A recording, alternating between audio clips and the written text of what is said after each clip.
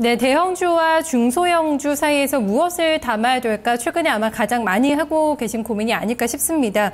최근에 대외 변수에 상대적으로 좀 자유롭다고 할 수 있는 중소형주, 그 가운데에서도 실적 모멘텀이 강하게 좀 뒷받침이 되고 있는 종목들의 랠리가 좀 연일 펼쳐지고 있는데요. 최근 좀 상승에 대한 고점에 대한 부담에 또 슬슬 얘기가 나오기 시작하면서 접근하기에는 좀 부담이 있는 것도 사실입니다. 어떤 쪽에 좀 전략이 얘기가 되고 있는지요? 증권가의 시각을 확인해 보겠습니다. 파이낸셜 뉴스의 차성록 부장 나와 있습니다. 부장님 어서 오세요. 네, 안녕하세요. 네, 반갑습니다. 여전히 중소형주의 랠리는 지속이 되고 있죠. 그렇습니다. 지난 금요일 상황을 좀 살펴볼까요? 지난 금요일 상황 보게 되면은 코스피 지수는 이제 강보합으로 마감을 했는데요. 0.01%, 0.17포인트 오르면서 이제 1933.26으로 이제 마감을 했는데 간신히 이제 1930선을 이제 지키는 그런 모습을 보였습니다. 장중 외국인 매물이 이제 쏟아지면서 1910선까지 이제 밀리기도 했었는데요. 특히 이제 삼성전자를 비롯한 시총 상위 종목들이 대부분 이제 약세를 보였습니다. 삼성전자는 0.61% 내린 이제 129만 6천 원으로 거래를 마감을 했는데요. 지난달 20일 이후 그 20일 만에 이제 130만 원대가 다시 무너지는 그런 모습을 보였습니다. 그리고 시총 2위인 현대차도 2% 가까이 이제 급락을 하면서 22만 8,500원으로 역시 또 장을 마감을 했고요. 기아차도 역시 2% 가까운 1.87%가 급락하면서 6만 8,200원으로 이제 거래를 마감을 했는데 시총 상위 대형주들이 대부분 힘을 쓰지 못하는 그런 모습을 보였습니다. 외국인들이 시총이 큰 전기전자라든가 운송장비 업종을 이제 주로 이제 내던지면서 코스피 시장에서 대형주는 0.19%가 이제 밀렸고요. 반면에 중소형주는 이제 1.24%, 소형주는 0.9%가 올라서 이제 대조를 보이는 모습 보였습니다. 그리고 코스닥 지수가 이제 역시 또 이틀째 오르면서 539.86으로 마감을 했는데요. 540선 회복, 그리고 연중 최고치에 이제 근접하면서 중소형주 랠리를 코스닥 시장이 이끌어가는 그런 모습을 또 보여주었습니다. 네, 대형주 이 코스피 지수가 밀리다 보니까 양적 완화 이전 수준으로까지 지금 돌아와 있는 상황인데요. 가장 좀 주춤한 게 외국인이 많이 안 삽니다. 외국인들 매도가 계속해서 좀 줄어들고 매도가 계속 나오고 있죠. 그렇습니다. 외국인 매물이 쏟아지면서 결국 외국인들이 선호하는 게 이제 시총 그 비중이 큰 대형주들을 이제 선호하는 외국인 특징이 있는데요. 이런 외국인들이 이제 주식을 사지 않고 이런 매도를 하면서 코스피가 지수가 이제 약세를 보이는 원인으로 이제 꼽히고 있는데요. 하여튼 외국인들은 지난달 13일이죠.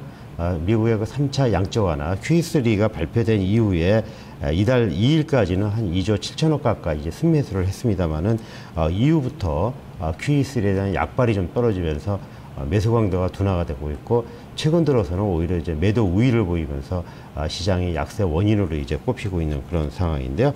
지난 이제 12일만 하더라도 외국인이 유가증권 시장에서 3천억 가까운 2,880억 원의 순매도를 하는 모습을 보였습니다. 그리고 전날인 11일에도 2천억 정도 이제 순매도하면서 이틀 동안 5천억 원대의 대규모 이제 매물을 좀 쏟아내는 그런 모습을 보였습니다. 특히 시간이 흐를수록 매도 강도가 좀 커지고 있다는 점에서 다소 좀 우려 섞인 시각이 좀 나오고 있는 그런 상황인데요.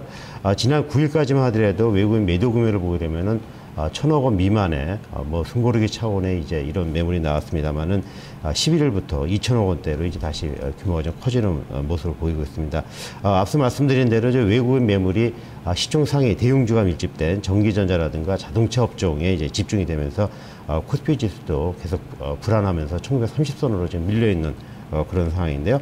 지난 이제 금요일 좀 그 상황을 잠깐 보게 되면은 코스피 시장에서 이제 지수는 그 강보합으로 마감을 했습니다만은 음식료 업종이라든가 의약품 업종 같은 경우는 아주 큰 폭으로 이제 주가가 오르는 그런 모습 보이는데요. 특히 기관들의 이제 러브콜을 받으면서 음식료 업종은 이제 4.18%, 그리고 의약품 업종도 4.1% 상승 마감하는 모습을 보였습니다. 이들 업종의 이제 강세 배경을 이제 보게 되면은 중소형주에 대한 이제 관심 연장선상에서 이렇게 좀 보셔야 될 것 같은데요. 코스피가 이제 불안한 상황에서 최근에 이제 원화 강세가 이어지면서 내수 관련 중소형주인 이들 음식료라든가 제약업종들이 상대적으로 주목을 받으면서 강세를 보인 것으로 이렇게 전문가들 분석을 또 하고 있습니다. 네, 최근에 보면은 또 기관과 외국인의 매매가 좀 다른 게 기관 쪽에서는 매도를 하더라도 좀 싸는 섹터, 좀 관심을 확실하게 나타나고 있는 섹터가 그래도 눈에 보이는데 외국인들은 거의 전 섹터에 대해서 매도세를 나타내고 있기 때문에 좀 더 큰 시장의 우려가 되고 있는 게 아닌가 싶은데요. 이런 외국인들의 좀 팔자 공세 어느 정도까지 더 좀 이어지게 될까요? 일단 외국인 이제 그 매도 공세 배경을 좀 살펴봐야 되는데요. 아무래도 이제 글로벌 경기 그 둔화에 대한 우려 그리고 거기에 따라서 이제 기업 실적에 대한 우려 때문에 이렇게 전문가들 분석을 하고 있습니다. 하지만 결론부터 말씀드리면은 외국인 매도 공세에 대해서 크게 우려할 필요는 없다 이렇게 전문가들 공통적으로 의견을 내고 있는데요. 외국인 매도 공세는 9월 한 달 동안에 보게 되면은 이제 한 3조 4천억 정도 순매수했습니다. 그래서 외국인 순매수 규모를 감안하게 되면은 최근에 외국인 매도 규모는 크게 이제 우려할 필요는 없다 이렇게 전문가들 나서고 있고요. 특히 Q3 이후에 숨고르기 차원의 이제 매물이 나오고 있는 정도다 이렇게 분석을 하고 있습니다. 그리고 매도 공세에도 이제 그렇게 오래 가지는 않을 것으로 또 분석을 하는데요. 빠르면은 이제 이달 중에 매수세로 다시 전환될 수 있을 것으로 이렇게 또 분석을 하고 있습니다. 그렇게 보고 있는 이유는 최근에 이제 불거졌던 유로존 위기가 다시 좀 진정 국면을 접어들고 있고요. 그리고 주요국들이 이제 그 경기 부양책을 계속해서 내놓으면서 오히려 글로벌 유동성 장세에 대한 기대감이 살아나고 있기 때문에 외국인 매도 공세가 그렇게 길게 이어지지는 않을 것으로 분석을 하고 있습니다. 그리고 최근에 이제 또 원달러 환율이 또 약세를 보이고 원화 강세를 보이면서 외국인 매도세도 좀 둔화될 것으로 이렇게 전문가들 분석을 하고 있습니다. 네, 그렇다면 중소형주 쪽의 랠리는 또 언제까지 지속이 될 수 있을까? 관련돼서 수익 내고 계신 분들은 또 차익 생길 시점을 좀 노리고 계실 것 같거든요. 어느 정도까지 더 이어질 거라고 보고 있나요? 예, 뭐 사실 쉽지 않은 이제 전망인데요. 일단 중소형주는 이제 코스피 시장의 약세, 대형주의 약세의 그 대안 찾기로 이제 중소형주 랠리가 이어지고 있는 그런 상황인데요. 코스닥 같은 경우는 이제 지난 7월 25일 이후에 14.2%가 상승을 했고요. 반면에 이제 코스피 시장의 중형주는 12.7%, 소형주는 14.7% 오르면서 이제 중소형주 랠리가 이어지고 있는 상황인데요. 일단 중소형주 랠리는 적어도 그 연말 대선 때까지는 좀 이어지지 않겠느냐라는 것이 전문가들의 대체적인 의견입니다. 일단 그렇게 보고 있는 이유를 보게 되면은 시장을 이끌어왔던 삼성전자라든가 자동차주의 주도주의 그 이익 모멘텀이 좀 둔화가 되면서 상대적으로 이제 중소형주로 이제 눈길을 끌고 있고요. 그리고 연말 대선을 앞두고 대선 주자들이 이제 경제와 민주화 공약을 내세우면서 대형주보다는 중소형주에 대한 기대감이 이제 높아지고 있기 때문에 이 같은 분석이 나오고 있습니다. 네, 대형주도 좀 같이 가면 좋을 텐데요. 코스피 시장의 이런 침체된 분위기를 바꿔줄 만한 재료가 있을까요? 이번 주에 이제 해외에서 주요 지표들이 좀 발표가 되는데요. 긍정적인 지표가 나온다 그러면은 적어도 기술적 반등이 좀 나오지 않겠느냐 이렇게 전문가들 분석을 하고 있습니다. 18일, 19일 그 유럽연합 정상회담이 지금 예정이 되어 있는데요. 유로존 위기를 극복하는 구체적인 해법 그리고 은행연합 설립 등에 대한 내용이 나오기 때문에 역시 재료가 좀 될 것으로 이렇게 분석을 하고 있습니다. 그리고 21일에는 이제 스페인에서 자치주 총선이 열리는데요. 총선 이후에 스페인이 이제 구제금융을 받을 것으로 이렇게 관측이 되고 있습니다. 그럴 경우에 역시 또 시장에서는 긍정적으로 좀 평가가 되고 있고요. 특히 이제 미국의 경기 지표들이 잇따라 이제 나오는데요. 일단 전문가들이 좀 호조를 보일 것으로 이렇게 분석을 하고 있습니다. 미국의 그렇게 보고 있는 이유는 최근에 미시간 대학의 소비자 신뢰지수 예비 지수가 시장 전문가들이 예상치를 이제 웃도는 실적을 발표를 했는데요. 지난 2007년 이후 최고치를 이제 기록을 하면서 미국 경기에 대한 기대감이 좀 커지고 있는 상황입니다. 그리고 15일 이제 발표되는 미국의 9월 소매 판매 그리고 16일에 이제 9월 소비자 물가 지수 그리고 17일에는 주택건설 허가 건수 18일에는 이제 9월 경기선행지수하고 9월 기존 주택 판매 동향이 이제 발표가 되는데요. 전문가들이 대체적으로 지표 내용이 좀 호조를 보일 것으로 이렇게 관측을 하고 있기 때문에 적어도 추세는 반전이 안 되더라도 기술적 반등이 나올 가능성이 있는 것으로 이렇게 분석을 하고 있습니다. 네.